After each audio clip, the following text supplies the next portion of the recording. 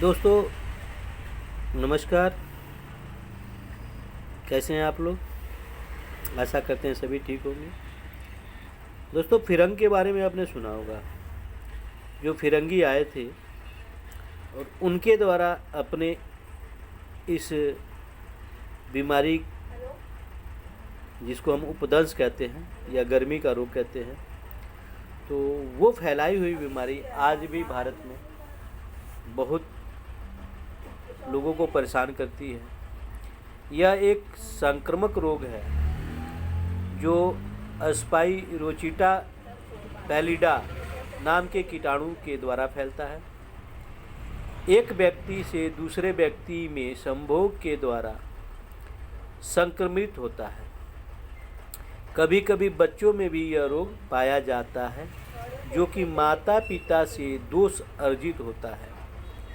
यह प्रथम अवस्था में लिंग के अगले भाग में फुंसी रूप में प्रकट होता है। यह फुंसी फटकर जख्म बन जाता है, उसमें पीप निकलती है। फिर आता है द्वितीय अवस्था। द्वितीय अवस्था में यह पुय जो है हड्डियों में पहुंच जाता है और कमजोरी आती है, प्लस हड्डियों में और मज्जा में दर्द रहता है।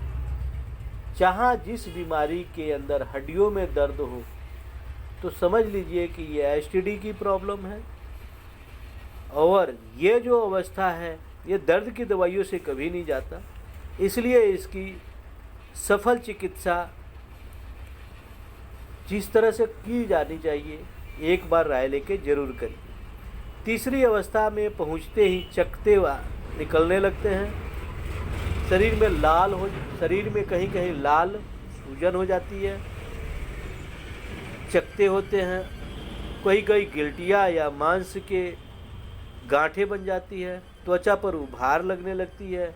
इस अवस्था में रोग आंतरिक हो जाने से संक्रामक नहीं रह जाता, लेकिन अंदर ये कई सालों तक फैलते रहता है, जिसका पता हमें लगभग अंत अवस्था में लगती है, यानी हम बुढ़ापे की तरफ जल्दी जाने लगते हैं।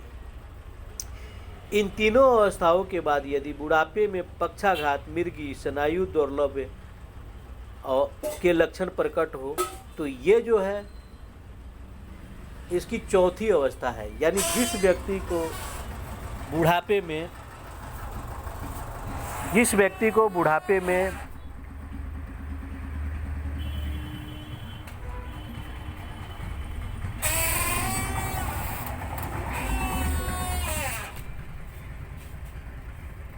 पक्षाघात हो जाए, बेचैनी रहे, मिर्गी रहे, स्नायु दुर्लभ्य रहे, या बुढ़ापे में सेक्स की भावना दिमाग के अंदर चढ़ जाए, तो ये समझ लेना चाहिए कि इस व्यक्ति के अंदर इसके इन्फेक्शन है।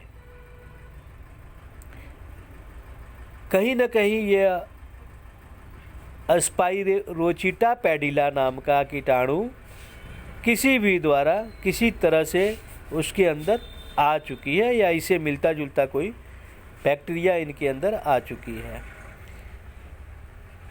जनेंद्रिय की तरह शरीर अन्य स्थानों पर भी जख्म हो जाना और उसमें दर्द न होना, तो उसे उपदंश जनक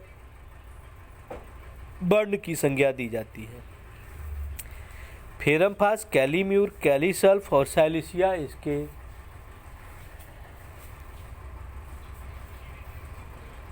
मिश्रित योग से नित्य गर्म पानी के साथ 4 मात्राएं दे, लाभ हो जाने पे सुबह शाम दें।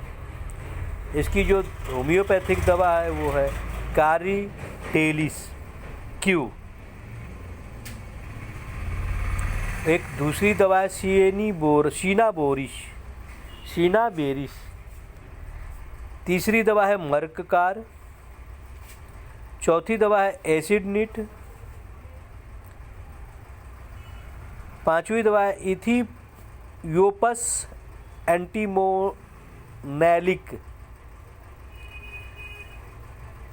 छठी दवा है जैकार्डा कार्बा।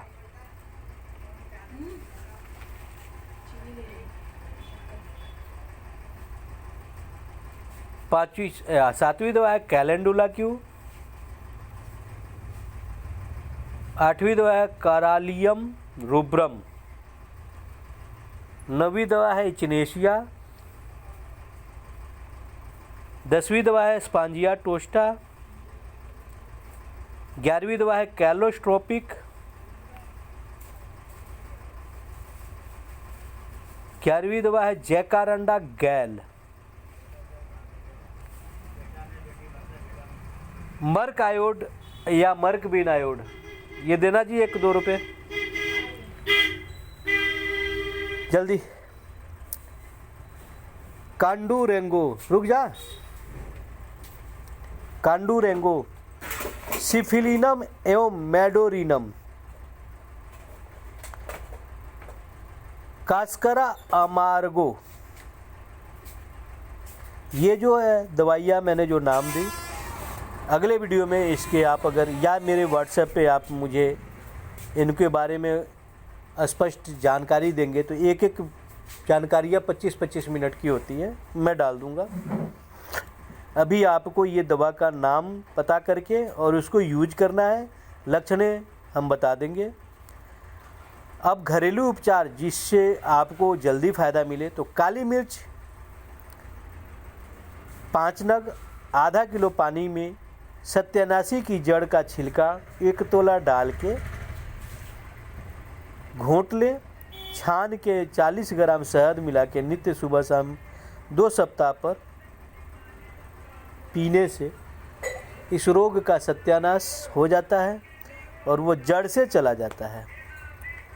अगर उपदंश के घाव हो गए हैं, जैसे जहाँ जहाँ इस उपदंश के लिंग पे भी घाव होते हैं और भी शरीर में कहीं हो जाते हैं जहाँ पे केवल जख्म होते हैं, कोई परेशानी ज़्यादा नहीं होती, तो कनेर की जड़ घिसकर लेप करने से यह असाध्य रोग बिल्कुल ठीक हो जाता है। तीसरी दवा गूलर की छाल 40 ग्राम 1 किलो पानी में कुचलकर उबालने, लगभग 125 ग्राम पानी अवशेष रहे तो उसे छानकर मिश्री मिलाकर पीने से उपदंश जनित सब शिकायतें एकदम दूर हो जाती है।